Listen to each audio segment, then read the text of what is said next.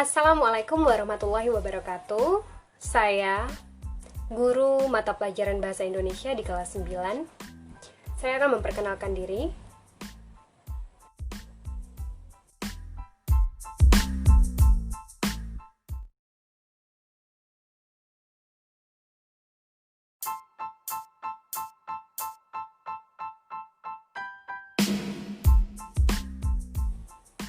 Berikut profil saya sebagai guru Bahasa Indonesia.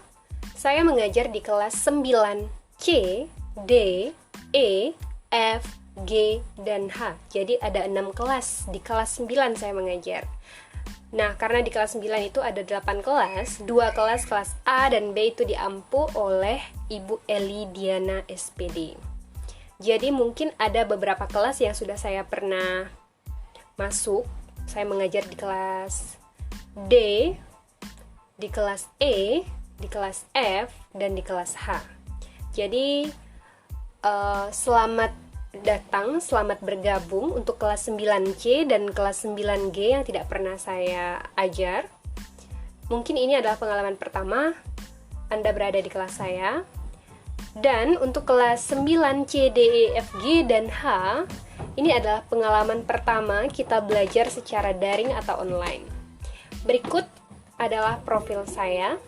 Nama saya Siwi Anissa SPD. Tempat dan tanggal lahir saya lahir di Sambas tanggal 31 Agustus 1995. Hobi saya yaitu membaca dan belajar untuk mengetahui hal-hal yang baru. Alamat saya di Desa Lubuk Dagang, tepatnya di Dagang Barat.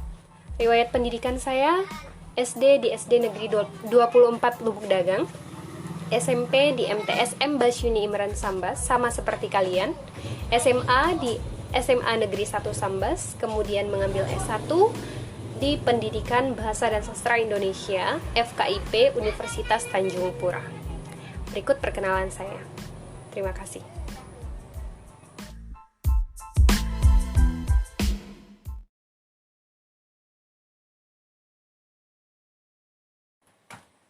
Baik, kita mulai ke kontrak belajar bahasa Indonesia dengan saya. Jadi, yang pertama, siswa harus menyiapkan 1 buku khusus pelajaran bahasa Indonesia. Jadi, siapkan 1 buku saja. Nah, lalu, buku tersebut untuk apa? Nah, yang pertama adalah catat kontrak belajar yang saya tulis ini di halaman awal buku tugas untuk mengingatkan setiap kali belajar. Karena pembelajaran daring ini, secara online ini, akan kita lakukan selama 1 semester, yaitu selama semester ganjil, yang berarti sampai bulan Desember. Jadi mohon kontrak belajar bahasa Indonesia ini, kalian tulis di halaman paling depan buku tugas. Ya, oke.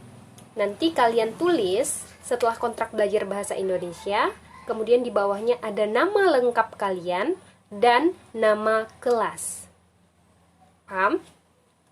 Oke, yang ketiga adalah pelajaran bahasa Indonesia ini masuk 2 kali dalam seminggu. Jadi dalam seminggu ini kita akan masuk 2 kali dengan durasi 1,5 jam setiap kali pertemuan. Jadi 1,5 jam untuk 1 kali pertemuan. Yang keempat, saat guru mengecek kehadiran siswa harus memberikan respon atau tanggapan dengan menyebutkan nama. Misalnya, Al-Ghazali hadir, maka kalian akan menuliskan dengan huruf besar atau huruf kapital. Misalnya nama kalian adalah Al-Ghazali hadir, atau misalnya Juanda hadir, atau Fansyah hadir, atau misalnya Tan Putri Maharani hadir. Nah, seperti itu. Proses pengecekan kehadiran siswa diberi waktu selama 5 menit. Jadi, toleransi saya hanya 5 menit. Setelah itu, setelah dari 5 menit, maka berarti dianggap terlambat atau tidak hadir. Jadi, mohon diperhatikan. Selanjutnya, siswa harus mencatat poin penting atau peta konsep dari materi yang diberikan. Jadi, setiap materi yang saya berikan itu tidak cuma-cuma, tidak hanya untuk kalian lihat, tetapi juga kalian catat. Ya, karena akan saya minta fotonya dan harus kalian kirimkan secara jaringan pribadi dengan saya. Kemudian, Untuk proses pengumpulan tugas, siswa diminta untuk mengumpulkannya melalui jaringan pribadi atau langsung chat pribadi kepada saya. Nomor saya ada di grup. Jika ada informasi yang penting akan disampaikan melalui grup kelas. Jadi kalau ada penambahan informasi atau selanjutnya nanti akan diinfokan melalui grup kelas. Seperti itu. Jadi paham ya? Jadi ada 1, 2, 3, 4, 5, 6, 7. Ada 7 kontrak belajar itu tolong ditulis di halaman depan buku tugas kalian. Lalu tuliskan nama lengkap kalian dan tuliskan nama kelas.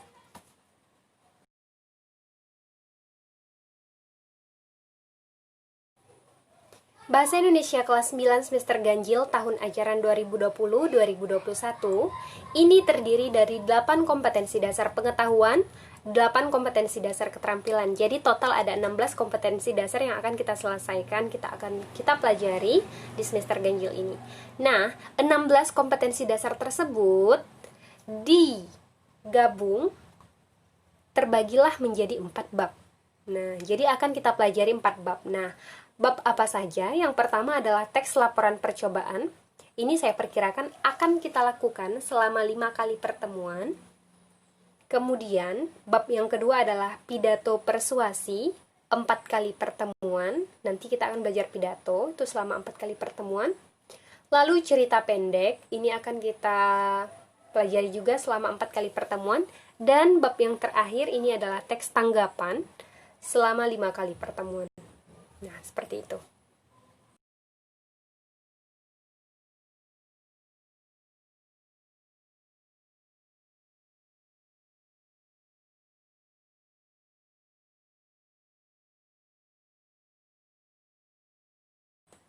Oke, bab yang pertama adalah teks laporan percobaan. Kita akan masuk ke bab 1. Nah, percobaan. Apa itu percobaan? Percobaan itu berasal dari kata coba. Kata dasarnya adalah coba. Apakah coba-coba? Tidak.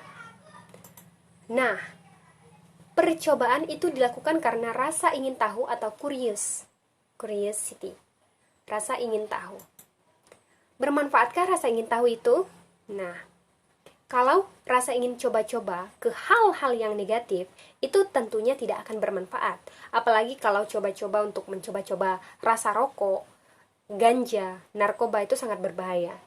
Coba-coba bagaimana rasanya pacaran, itu berbahaya, ya. Tapi apabila rasa ingin tahu, kita melakukan percobaan untuk hal-hal yang baik atau hal-hal yang positif. Misalnya melakukan percobaan tentang tumbuhan, atau kita melaksanakan percobaan, kita ingin mencoba menggabungkan warna biru dengan warna kuning, akan menjadi warna apa? Nah, itu juga sebuah percobaan, yang nantinya percobaan itu akan menjadi suatu hal yang baru yang akan kita temukan.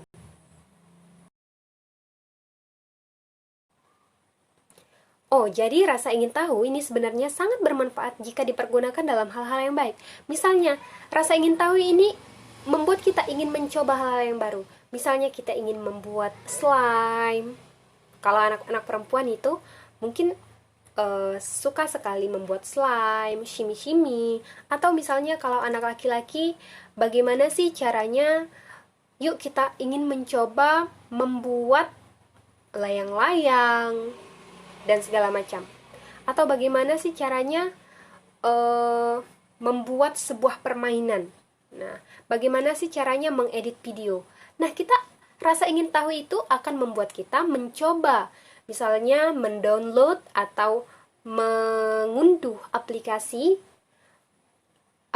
misalnya aplikasi video atau aplikasi game yang kita akan coba seperti itu. Jadi, rasa curiosity atau ingin selalu belajar, ingin tahu, itu adalah hal-hal yang baik. Tapi apabila kita arahkan rasa itu kepada hal-hal yang positif atau hal-hal yang baik.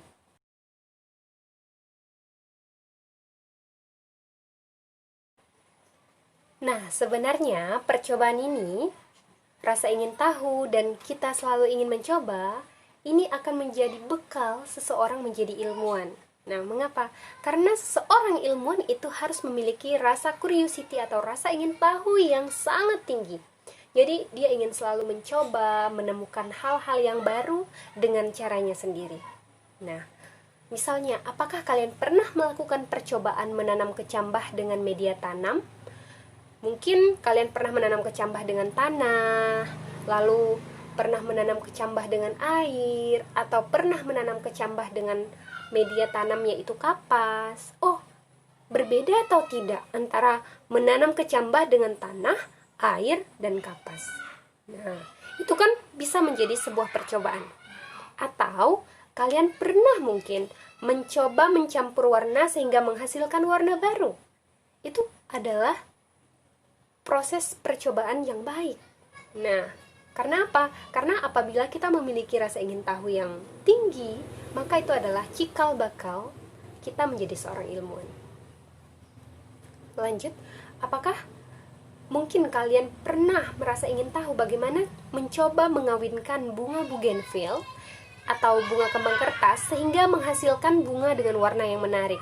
Atau sekarang kalian kan tahu jambu kristal itu kan dari jambu biji, tetapi sekarang jambu kristal itu tidak ada bijinya. Oh, ternyata perkawinan. Ternyata tanaman jambu kristal itu perkawinan antara jambu biji dengan tanaman lain, sehingga tidak ada biji lagi di dalam jambu kristal tersebut. Nah, perasaan ingin tahu, ingin mencoba itu adalah sebenarnya langkah kecil untuk menjadi seorang ilmuwan.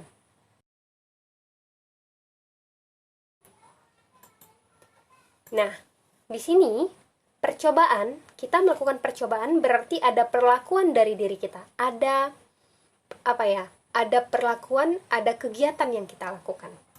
Nah, percobaan itu sedikit berbeda dengan observasi. Observasi itu pernah kita lakukan ketika kelas 7. Observasi itu hanya mengamati, ya. Jadi kita tidak melakukan perlakuan. Kita hanya mengamati atau melihat secara mendalam. Kemudian nanti kita analisis satu persatu. Kan pernah Ibu menjelaskan mengamati tanaman bunga mawar. Jadi ada berapa kelopaknya, kemudian bagaimana bentuk mahkotanya. Nah, itu hanya observasi, mengamati. Nah, tapi percobaan ini berarti ada perlakuan. Nah, nanti seperti apa? Coba kita lihat dulu.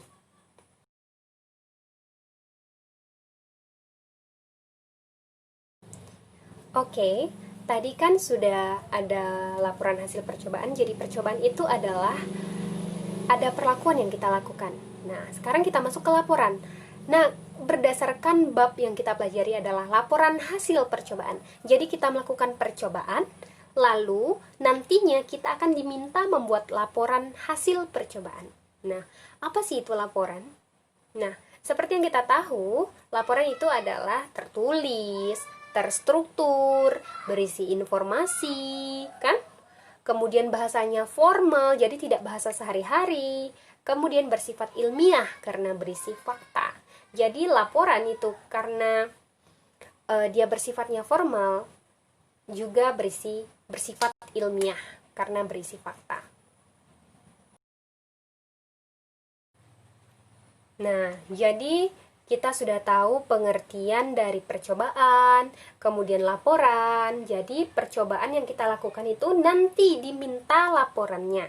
Nah, jadi apa sih itu laporan hasil percobaan? Menurut definisi, teks laporan percobaan adalah teks yang berisi paparan tentang tujuan, proses, dan hasil percobaan. Jadi kita melakukan percobaan itu harus ada tujuannya. Untuk apa sih kita melakukan percobaan? Kemudian bagaimana sih prosesnya kita melakukan percobaan itu? Kemudian apa sih hasil percobaan yang kita lakukan? Nah, teks laporan percobaan merupakan teks yang menceritakan tentang percobaan yang dilakukan oleh peneliti. Teks laporan percobaan umumnya digunakan untuk melaporkan hasil percobaan, karya ilmiah, atau laporan praktikum. Nah, jadi laporan ini karena bersifat tertulis, jadi harus ditulis, ya. Nah, apa sih tujuan teks laporan percobaan? adalah untuk memberikan informasi kepada pembaca tentang hasil percobaan yang telah dibuat. Nah, begitu definisinya. Nah, kalau Anda merasa penting, kalau kalian merasa penting, silakan catat definisi ini di buku tugas kalian. Nah, setelah slide ini, Ibu akan menampilkan beberapa contoh-contoh teks. Jadi kalian harus mengklasifikasikan mana yang merupakan teks laporan hasil percobaan. Ya, jadi kalian perhatikan nanti akan ada 4 teks. Jadi kalian harus menentukan, oh ternyata ini teks. Oh bukan Bu, bukan, ini bukan merupakan teks laporan hasil percobaan. Oh ini bukan juga termasuk teks laporan hasil percobaan. Oh Bu, ternyata yang ini merupakan teks hasil percobaan. Jadi mohon diperhatikan, kalian harus menentukan yang mana. Nah, ini ada sebuah teks 1, judulnya cara membuat teh manis hangat. Jadi, mungkin kalian bisa sambil menyimak dan sambil membaca juga. Teh manis adalah minuman paling hangat dalam segala aktivitas. Teh manis hangat dapat membuat tubuh menjadi lebih segar dan pikiran lebih fresh atau lebih segar seperti itu. Berikut langkah-langkah membuat teh manis hangat. Yang pertama, 1 buah teh celup. Yang kedua, gula pasir secukupnya, 3 air hangat, dan 4 lemon.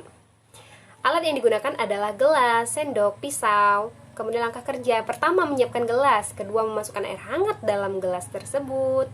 Kemudian masukkan teh celup dalam gelas dan celup-celupkan hingga warnanya tercampur rata. Selanjutnya menambahkan gula pasir secukupnya sesuai dengan selera Anda. Lalu sebagai topping atau hiasannya, potong lemon dengan pisau dan meletakkan lemon di samping gelas tersebut. Kemudian teh manis hangat siap dinikmati. Nah, apakah ini termasuk teks laporan percobaan atau teks lain yang pernah kalian pelajari? Silakan.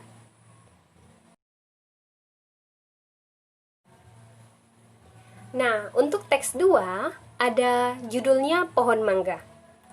Apakah ini termasuk teks laporan percobaan? Aku mempunyai pohon mangga yang berada di belakang rumah. Pohon mangga tersebut mempunyai tinggi sekitar 3 meter dan sudah berbuah banyak. Seringkali ketika aku ingin memakan mangga, aku tinggal memanjat pohon tersebut dan mengambil buahnya. Pohon mangga tersebut dikelilingi oleh pagar. Saking tingginya, pohon mangga ini sampai daun pohon mangga menutupi atap genteng rumahku.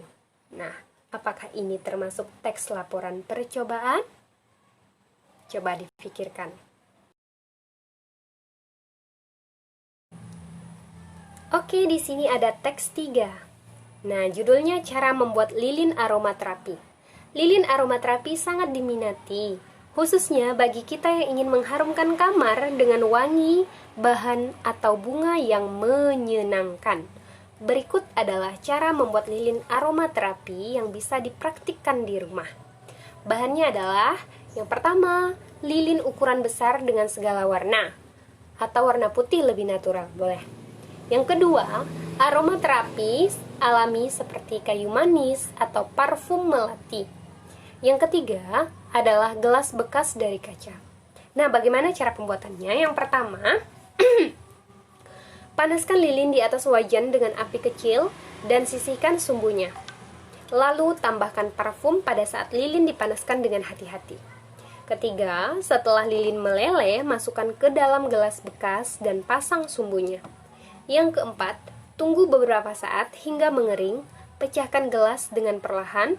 Yang kelima, setelah lilin tercetak, panaskan bagian tepi lilin untuk ditempeli dengan kayu manis, susun kayu manis sampai habis, dan yang terakhir adalah tunggu kering dan lilin siap digunakan. Nah, apakah ini termasuk teks laporan percobaan?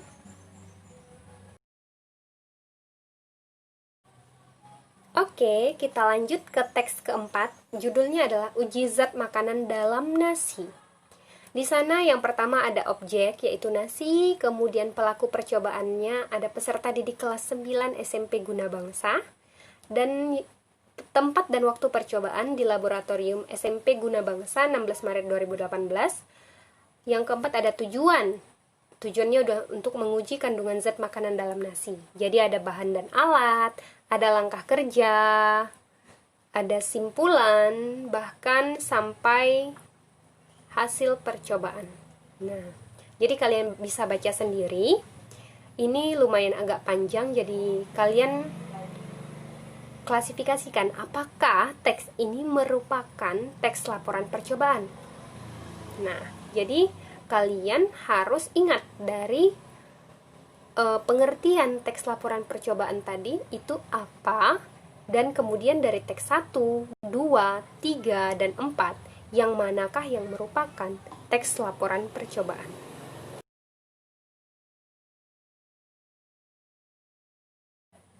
Baik, sudah kalian tentukan jenis-jenis teksnya? Jadi, nah teks 1 tadi apa? Teks 1 adalah jenis teks prosedur. Ya, teks prosedur sudah kalian pelajari ketika kelas 7 di semester pertama. Nah, teks prosedur adalah teks untuk melakukan langkah-langkah melakukan atau membuat sesuatu. Kan sudah kita pelajari waktu saat kelas 7. Nah, kemudian teks 2 tadi pohon mangga, itu teks apa? Pohon mangga, teks 2 tadi adalah teks deskripsi karena mendeskripsikan pohon mangga tersebut. Nah, teks 3 tadi tentang membuat lilin aromaterapi. Nah, itu adalah juga teks prosedur membuat. Nah, yang masuk teks laporan percobaan itu adalah teks yang nomor 4 karena lengkap, ada objek, ada waktu, ada tempat, ada tujuan, ada bahan dan alat, ada langkah-langkah kerja, hasil percobaan sampai simpulan, ya. Nah, jadi yang menjawab teks 4 adalah teks laporan percobaan ialah benar, ya.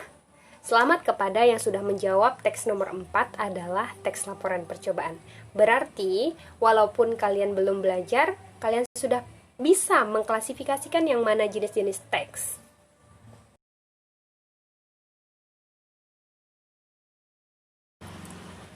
Baik, sekarang ada tugas, yaitu baca kembali teks berikut. Uji zat makanan dalam nasi. Jadi teks tadi, yang teks 4 itu ibu tuliskan kembali. Sekarang kalian baca kembali teks berikut. Nah, objeknya ada nasi, pelaku percobaannya kalian bisa baca sendiri, tempat dan waktu percobaan, tujuan, bahan dan alat, ya. Ingat, bahan dan alat itu berbeda. Bahan itu adalah segala sesuatu yang tercampur di dalam percobaan. Sedangkan alat adalah alat yang digunakan. Dia tidak tercampur, dia hanya digunakan. Ya. Dia hanya sebagai tidak tercampur, tidak terlarut di dalam percobaan. Dia hanya alat untuk membantu. Nah, langkah-langkah kerjanya itu ada 1, 2, 3, ya ada 3 langkah. Kemudian hasil percobaannya itu ada 2, dan simpulannya juga ada 2. Jadi kalian baca baik-baik, atau kalian bisa stop video ini, kalian baca dulu. Nah, di slide berikutnya ini nanti akan ada soal, jadi kalian bisa baca soalnya, kemudian kalian catat ya. Soalnya itu kalian catat di buku tugas kalian, lalu kalian jawab berdasarkan teks yang ini, teks yang kalian baca sekarang. Jadi soalnya itu kalian tulis, pertanyaannya itu ditulis, lalu di bawahnya baru kalian jawab. Untuk teksnya tidak perlu kalian tulis, ya, paham? Untuk teks tidak perlu ditulis, yang perlu ditulis adalah pertanyaan, kemudian jawabannya kalian tulis. Paham? Nah, karena nanti akan difoto tugas ini, silakan kalian tuliskan nama lengkap kalian dan kelas kalian. Jadi, ibu nanti melihat hasil jepretan foto kalian dari tugas yang ibu berikan. Jadi ibu sudah tahu, oh ini sudah mengumpulkan tugas begitu, dan tinggal ibu koreksi. Baik, terima kasih atas perhatiannya. Terima kasih sudah menyelesaikan tugas tepat waktunya. Ibu akan mengecek satu persatu. Baik, ibu ucapkan mohon maaf apabila ada kesalahan. Billahi taufik wal hidayah. Assalamualaikum warahmatullahi wabarakatuh.